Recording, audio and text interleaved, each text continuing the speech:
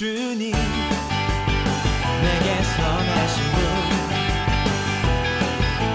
고와 같은 나를 구해 주의 자녀 삼아 주셨네. 주님 내게 선하신 분 내가 거를 던지시고 내자 세지 않으시네. 나 춤을 추네 나 주께 외쳐 나 주께 뛰네 뛰어돌며 할렐루야. 선하신 분 선하신 분 선하신 분 주님 내게 선하신 분 매일 아침마다 주의 자비로 새 생명 주네. 주님 내게 선하신 분 주의 손이 내게 계셔 내 기쁨이 주께 있네. 나 춤을 추네 나 주께 외쳐 나 주께 뛰네 뛰어돌며 할렐루야. 선하신 분 선하신 분 선하신 분 오직 주님이 나를 구하셨네. 나 거리에서도 찬양을 드리리.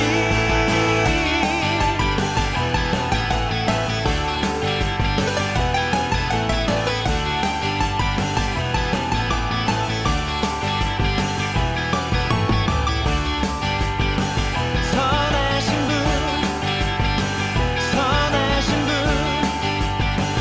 선하신 분 선하신 분 선하신 분 선하신 분.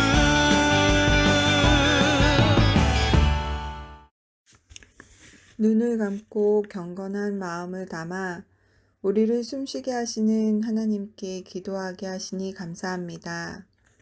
1년이 넘도록 마스크를 쓰니 어느새 익숙한 일상이 되었습니다.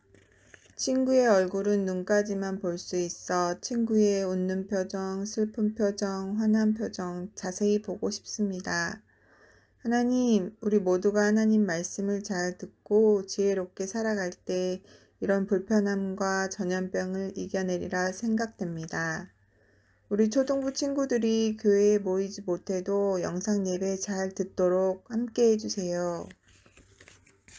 말씀 전하시는 조성만 전도사님께 힘 주시고 하나님 말씀을 예수님의 사랑을 나눠주는 우리들이 될 수 있도록 예수 그리스도 이름으로 기도드립니다. 아멘. 네, 친구들 반갑습니다. 네, 우리 친구들 한 주간도 잘 지내셨나요? 네, 전도사님은 우리 친구들이 건강하게 잘 지내고 있으리라 생각이 듭니다.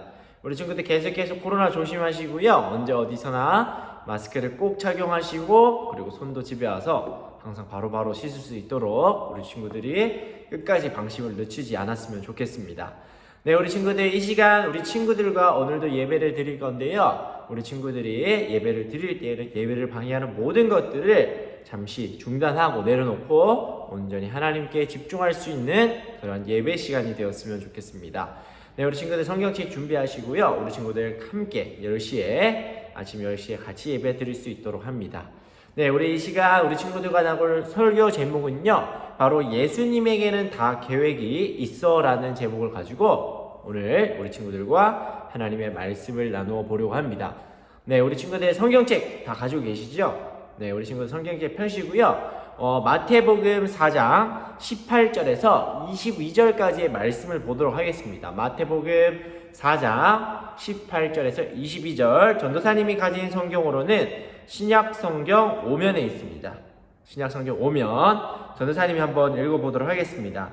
갈릴리 해변에 다니시다가 두 형제 곧 베드로라 하는 시몬과 그의 형제 안드레가 바다에 그물을 던지는 것을 보시니 그들은 어부라 말씀하시되 나를 따라오라 내가 너희를 사람을 낚는 어부가 되게 하리라 하시니 그들이 곧 그물을 버려두고 예수를 따르니라. 거기서 더 가시다가 다른 두 형제 곧 세베대의 아들 야고보와 그의 형제 요한이 그의 아버지 세베대와 함께 배에서 금을 깁는 것을 보시고 부르시니 그들이 곧 배와 아버지를 버려두고 예수를 따르니라. 아멘. 네, 우리 친구들 혹시 이 사진을 본 적이 있나요? 네, 이 사진 속에는요 굉장히 빠른 속도로 얼음 위를 가르는 바로 이 선수는 바로 윤성빈 선수라고 합니다. 자, 이 윤성빈 선수가 이제 참가하는 그 올림픽 종목은요 바로 스켈레톤이라는 그런 종목이에요. 자, 보시는 것처럼 얼음 위를 굉장히 빠른 속도로 이렇게 내려가는 그러한 스포츠이죠.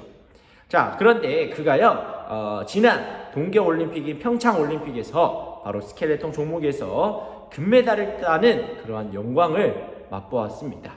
자, 그런데 이 윤성빈 선수는요 고등학생 때까지는요 굉장히 평범한 그런 고등학생이었습니다.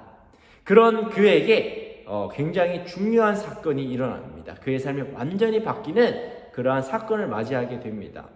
그 사건이 무엇이냐면요 바로 한국 썰매 스포츠의 이제 개척자라고 불리는 강광배라는 그러한 선생님을 만나게 됩니다. 자, 고등학생이었던 윤성빈 선수는요 낮잠을 자고 있었습니다.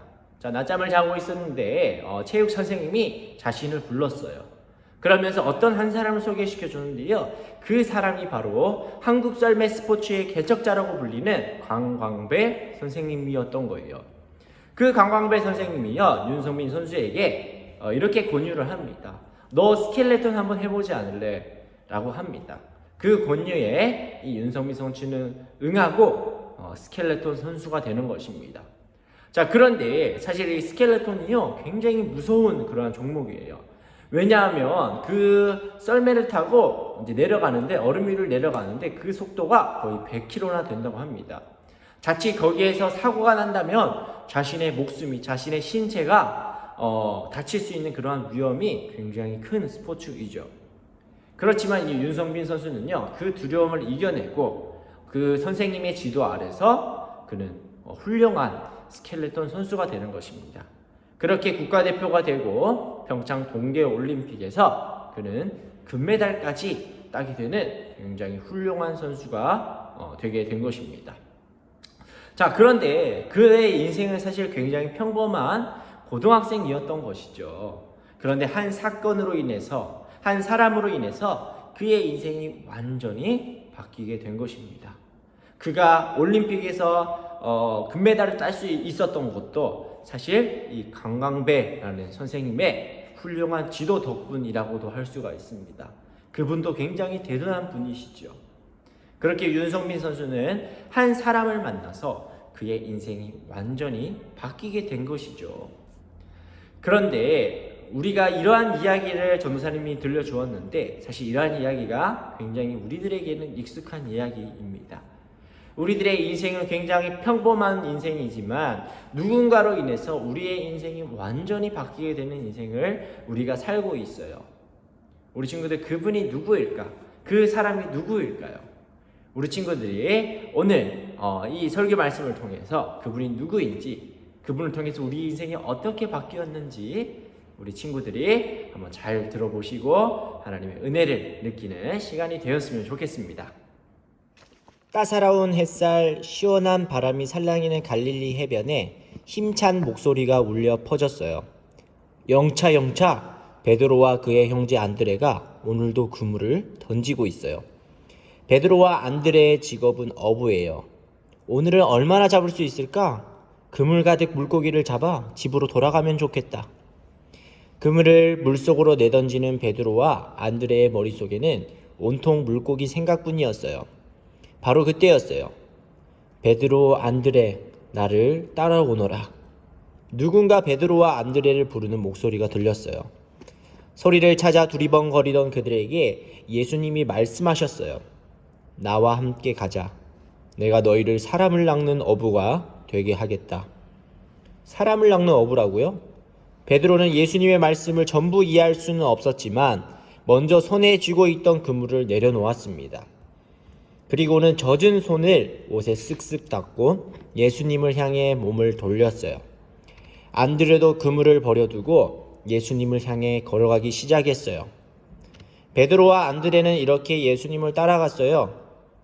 좀 더 가다가 그들은 다른 두 형제 야고보와 요한을 만났어요. 두 형제는 아버지 세베대와 함께 배에 앉아 그물을 손질하고 있었어요. 예수님은 야고보와 요한을 향해 말씀하셨어요. 야고보, 요한, 나를 따라오너라. 내가 너희를 사람을 낚는 어부가 되게 하겠다. 예수님의 부르심에 야고보와 요한도 자리에서 일어섰어요.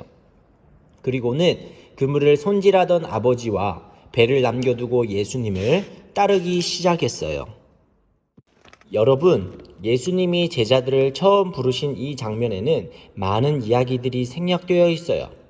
가령 제자들이 어떤 계기로 예수님을 따랐는지, 왜 자신의 배와 아버지를 남겨두고 떠났는지 말이에요.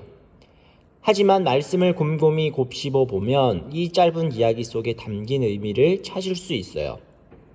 먼저 예수님은 제자들에게 찾아오셨어요. 물고기가 많아 어업이 번창한 갈릴리 이곳에서 베드로와 안드레, 야고보와 요한은 각기 평범한 하루를 살아가고 있었어요. 얼마나 많은 고기를 잡을 수 있을까 기대하면서 그물을 내리기도 하고 힘껏 고기를 잡은 후에는 또 다음을 준비하며 그물을 손질하기도 했죠. 똑같은 삶이 반복되는 그들의 일상으로 예수님이 찾아오신 거예요. 제자들의 삶에 찾아오신 예수님은 또한 우리를 만나기 위해 우리의 삶으로 직접 찾아오시는 분이에요. 우리가 학교에 가고 숙제를 하고 가족, 친구들과 시간을 보내고 우리에게 주어진 일들을 성실하게 해나가는 그 자리로 예수님이 찾아오세요. 두 번째로 예수님은 베드로와 안드레, 야고보와 요한을 제자로 부르셨어요.